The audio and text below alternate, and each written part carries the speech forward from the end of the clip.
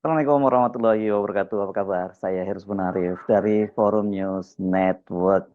Buntut dari pelarangan atau banyak media juga menyebutnya pemberedelan sejumlah lukisan yang akan dipamerkan oleh pelukis Yos Suprapto di Galeri Nasional itu berbuntut panjang. Selain dia memutuskan tidak akan melanjutkan pameran yang rencananya itu akan berlangsung selama sebulan, pelukis Yos Suprapto ini juga mempertimbangkan untuk menempuh jalur hukum. Jalur hukum ini akan dia tempuh apabila masyarakat itu tetap tidak bisa mendapatkan akses untuk menyaksikan lukisan-lukisan yang sekarang masih terpajang di Galeri Nasional. Seandainya masyarakat luas tidak bisa mengakses ke pameran saya dan tetap terkunci seperti ini, bahkan saya seorang senimannya saja tidak bisa masuk, lebih baik saya akan menggunakan pendekatan hukum untuk mendapatkan kunci membuka pintu itu. Ini yang dia sampaikan dalam jumpa pers di gedung YLBHI Jakarta hari ini ya, hari Sabtu tanggal 21 Desember. Rupanya sekarang ini Suprapto didampingi oleh para pengacara dari YLBHI. Saya baru tahu kalau ternyata sekarang bukan hanya 5 lukisan yang tidak bisa disaksikan karena ditutup dengan kain hitam dan minta diturunkan, tetapi ternyata rupanya lukisan-lukisan ini malah terkunci ya sekarang di gedung pameran di Galeri Nasional. Semula kan pameran ini akan dibuka pada hari Kamis kemarin dan yang akan membuka itu ini apa ya? Ini seniman juga sebenarnya, tapi seniman, wartawan dan sekarang juga aktivis Eros Jarot gitu yang memang sekarang belakangan ini juga suaranya makin kritis saja terhadap rezim yang berkuasa saat ini. Sebenarnya bukan saat ini saja ya, dimulai justru zamannya Pak Jokowi ya kalau Mas Eros Jarot ini. Jadi seperti dikatakan oleh Yos Suprapto, dia akan membawa pulang karya-karyanya. Jadi menurunkan karya-karya saya untuk dibawa pulang ke Jogja. Nah, tapi ternyata malah pintu galerinya itu terkunci. Langkah hukum itu, kata Yos Suprapto, karena akan diambil setelah dia berupaya melakukan dialog dengan sejumlah pihak yang terlibat dalam polemik ini. Dia mengaku akan meminta kejelasan terkait nasib karya-karya miliknya yang telah siap dipamerkan dan masih berada di Galeri Nasional Indonesia. Kalau ini tetap tidak bisa diakses oleh masyarakat luas dan tetap dikunci dengan alasan apapun juga dan karya-karya saya tetap di dalam sensorship, lebih baik tidak perlu harus ada pameran. Oh, jadi ini bukan hanya 5 lukisan yang dilarang tampilkan ya, sekarang malah semua lukisan, berarti ada 30 lukisan yang semua bahkan oleh pemiliknya sendiri, oleh pelukisnya sendiri tidak bisa diakses. Pameran dari pelukis Yos Suprapto ini mendadak dibatalkan, itu menimbulkan spekulasi publik karena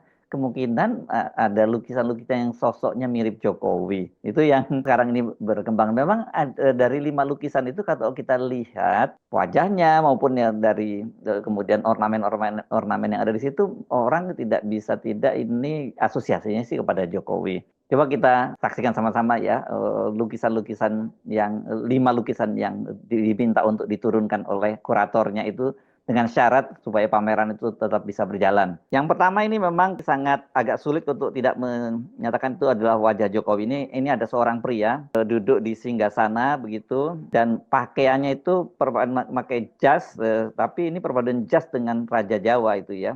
Dan kemudian di atasnya dia dengan menggunakan mahkota ini apa ini ya? Ini kelihatannya mata satu ini simbol yang sering dikenal sebagai simbol Dajjal gitu. Dan di bawahnya itu ada orang-orang yang dia injak dengan kedua kakinya dan di sebelah kanan dan kirinya itu ada pria-pria bersenjata. Mungkin ini kaitannya dengan Jokowi itu di situ ya. Dia jadi menggambarkan situasi bahwa Jokowi itu menginjak-injak kedaulatan rakyat. Nah, kemudian foto yang kedua, yang saya kira ini mungkin yang dianggap vulgar nih. Nanti juga dijelaskan oleh Fadlizon bahwa itu dianggap vulgar tuh. Ini foto seorang pria yang telanjang, dia mengenakan topi atau mahkota Raja Jawa gitu, bukan mahkota sih ini ya, simbol biasanya apa ya, pokoknya tutup kepala yang menyimbolkan itu Raja Jawa dan di depannya ada seorang wanita yang juga telanjang dan mereka kelihatan sedang berpesta gitu. Di latar belakangnya lagi-lagi ada mata mata satu simbol Dajjal dan kita jelas tahu yang ini adalah IKN. Ini dari simbolnya itu kelihatan ada Istana Garuda di situ. Nah, di bawahnya ini ada rakyat yang mohon maaf ini menjilat kemudian pantat dari seorang Raja Jawa ini. Begitulah kira-kira ini. Sayang ini fotonya mungkin agak kita blur ya karena nggak bisa kita saksikan secara telanjang, ini mungkin yang dianggap vulgar gitu. Terus ada foto yang ketiga ini ada seorang pria yang wajahnya mirip Jokowi sedang seperti berenang di pusaran itu gitu, di bawahnya ada, di atasnya ada tangga menuju singgasana, dan saya kok asosiasi saya ini seperti sebuah kecebong gitu, seekor kecebong maksud saya yang sedang sedang berenang gitu. Dan dulu kan Pak Jokowi itu dikait-kaitkan dengan Raja Kodok, kemudian putranya juga Kaisang itu menyatakan kolektor kecebong. Apa itu ya maksudnya? Kemudian ada lagi satu lukisan, saya kira ini mudah kita memahaminya, ada seorang pria memakai kemeja putih, terus celananya hitam, badan kurus dengan wajah mirip Jokowi. Kalau pakaian putih dan hitamnya itu memang trademarknya Jokowi. Kemudian di samping kanannya itu ada banteng yang berwarna merah dengan moncong putih, dengan latar belakang dari, nah kalau ini Istana Merdeka, ini Istana Merdeka, dan lagi-lagi ada mata Dajjalnya di situ. Jadi ini kita asosiasi ini kelihatannya ini berkaitan dengan konflik antara Jokowi dengan PDIP dan Ibu Megawati itu, yang sesungguhnya mengantarkan dia dari Solo sampai ke Istana Merdeka. Mungkin kita bisa tafsirkan seperti itu, tapi Anda boleh punya penafsiran yang berbeda dengan saya ya. Dan yang kelima ini ada seorang pria gitu, tapi ini kok digambarkan wajahnya seperti Jokowi pakai topi, ini soalnya simbol petani atau rakyat kecil gitu, yang sedang menyuapi seorang pria yang menggunakan kemeja biru, dasi merah, dan celana blue navy ini, disuapi oleh si pria petani itu. Apakah ini interpretatif juga, ini apakah yang dimaksud Pak Prabowo? Kan Pak Prabowo terakhir-terakhir ini selalu menggunakan kemeja warna biru, tapi celananya kan bukan bukan itu ya, biasanya celananya krem ya, celana warna kaki. Nah ini saya nggak tahu di mana sensitifnya sehingga kemudian harus diturunkan ya. Kalau dua foto tadi, dua lukisan tadi, yang Raja Jawa sedang telanjang dan berpesta dengan mungkin permaisurinya maksudnya, dan itu memang vulgar. Tapi yang berikutnya yang Raja Jawa menurut saya biasa saja, itu sebagai sebuah kritik, dan bahkan kalau dibandingkan dengan kritik-kritik yang ada di media sosial ini nggak terlalu vulgar gitu. Tapi saya menyimak ini pernyataan dari Menteri Kebudayaan Fadlizon yang ditanya oleh wartawan. Semula dia tidak mau mengomentari secara detail soal itu, yang dia menyatakan bahwa kan yang minta diturunkan lukisan-lukisan itu kan kuratornya. Pada waktu itu Fadlizon menyatakan seperti itu, dan menurut Fadlizon kalau nggak ada kurator ya pameran itu tidak bisa dijalankan, tidak bisa dilanjutkan. Tapi kemudian ketika ditanya lebih detail, Fadlizon mengaku bahwa dia mendengar informasi ada lukisan-lukisan yang dianggap vulgar gitu.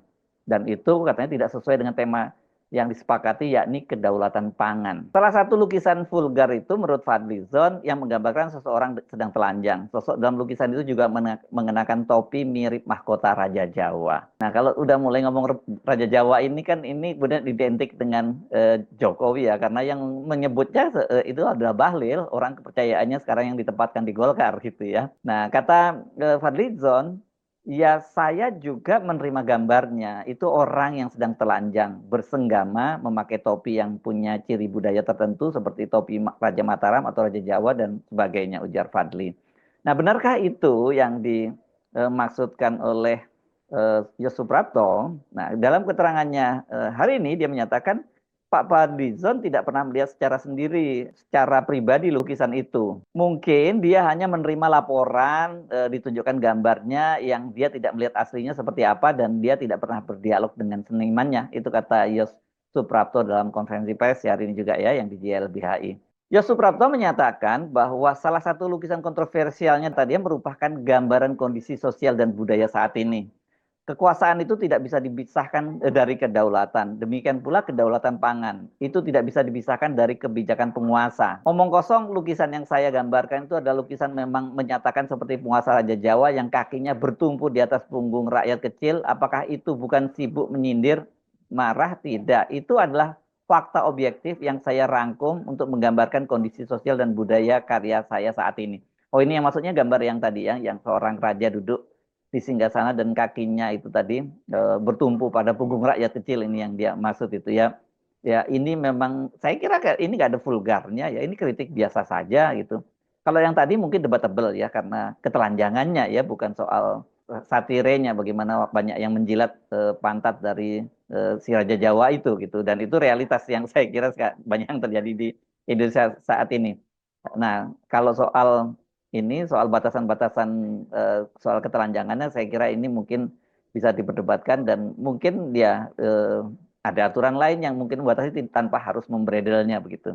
Tetapi kata Yusuf Prapto, lukisan-lukisan itu murni merupakan karya seni, bukan sindiran politik. Saya adalah anggota masyarakat. Hari ini saya seniman adalah saksi sejarah dan saya bisa menyaksikan kesaksian tadi dalam bentuk karya seni. Jadi itu karya seni bukan ungkapan politik. Ini menarik ini pernyataan dari Yusuf Prapto tadi. Jadi dia merasa bahwa itulah yang dia lihat dan dia ekspresikan. Jadi itu kata dia alih-alih itu bukan bukan kritik tapi dia menggambarkan realitasnya. Maksudnya mungkin seperti itu ya. Nah, ini bagaimana sih ceritanya kok kemudian muncul sampai heboh dan kemudian disebut sebagai pemberedelan. Nah, ini ceritanya menurut Yusuf Prapto, kurator yang ditunjuk oleh Galeri Nasional, Suwarnowi Setrotomo, meminta 5 dari 3 lukisan yang dia siapkan untuk diturunkan gitu. Jadi kan ini sebenarnya katanya persiapannya udah 1 tahun berjalan gitu. Dan kalau menurut Suwarno memang ada dialog-dialog. Semula itu hanya 2 lukisan yang dia minta turunkan. Saya menduga tulisan yang telanjang tadi dan yang Raja Jawa tadi ya. Jadi tadi ya kata si Yusuf Prapto, sampai beberapa jam sebelum pameran, 5 lukisan itu masih diminta untuk diturunkan. Padahal lukisan-lukisan tersebut merupakan narasi dari tema pameran. Itu kata Yusuf Prapto kepada wartawan. Nah, karena ini Yusuf Prapto itu kemudian tetap dia tidak berkenan kalau 5 lukisan itu diturunkan, kemudian ini kuratornya itu mengundurkan diri. Nah, jadilah kemudian yang seperti dikatakan oleh Fadlizon tadi ya, kalau nggak ada kuratornya itu pameran nggak bisa berjalan. Nah, tetapi menurut Yusuf Prapto kenapa dia ngotot? Karena itu kata dia kalau toh temanya kedaulatan pangan itu yang menjadi narasi latar belakang situasi dari tema itu dan itu yang kata dia tidak bisa dibaca oleh kurator. Ya jadi narasinya tidak utuh. Lepas dari perdebatan itu kita jadi bertanya-tanya ya, kok sampai sekarang lukisan itu yang kalau katakanlah itu yang menyindir Pak Jokowi, kenapa dilarang oleh rezimnya Prabowo gitu ya, karena Pak Jokowi sudah tidak berkuasa. Apakah karena rezimnya Prabowo sekarang ini mengklaim sebagai penerus dari Jokowi, maka dia tetap berusaha menjaga kehormatan, itu dalam saya menyebutnya kita dalam tanda petik Jokowi, sehingga tidak boleh ada yang menyindir-nyindir Jokowi, apalagi mengkritik Jokowi secara terbuka, termasuk seniman ya, gitu yang mengekspresikan kritiknya itu melalui lukisan-lukisannya.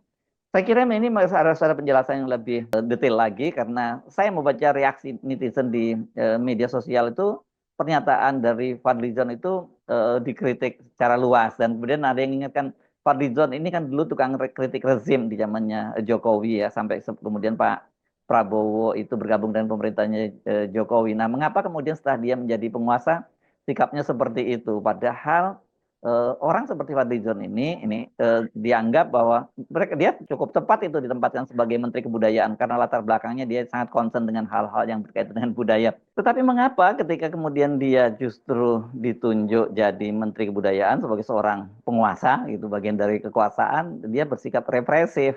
Apakah Fadlizon kemudian sudah berubah karena dia menjadi penguasa? Ini yang banyak dipertanyakan oleh para netizen. Tetapi saya kira soal ini mesti dikomunikasikan dengan baik karena kalau tidak ini akan menjadi catatan buruk di era pemerintahannya Pak Prabowo di tengah sambutan-sambutan positif dari publik tentang rencana memberikan amnesti terhadap mereka-mereka terutama yang melakukan pelanggaran undang-undang ITE dan sekarang jadi narapidana di luar narasi yang kontroversial soal korupsi. Ini kan akan mencoreng pemerintahannya Prabowo dan dianggap ini sudah kembali memasuki masa era-era yang otoriter gitu sehingga tidak boleh ada kritik bahkan dalam bentuk kesenian. Nah, kalau itu yang terjadi ini makin berat loh Pak ya pemerintahnya Pak Prabowo karena bagaimanapun juga kan mata dunia sekarang sedang mencermati kemana ini arah perubahan yang dilakukan oleh Prabowo, apakah dia akan mengulang seperti yang terjadi pada rezimnya Jokowi atau bahkan mundur lagi, ini banyak yang mengkait-kaitkan dengan Orde Baru.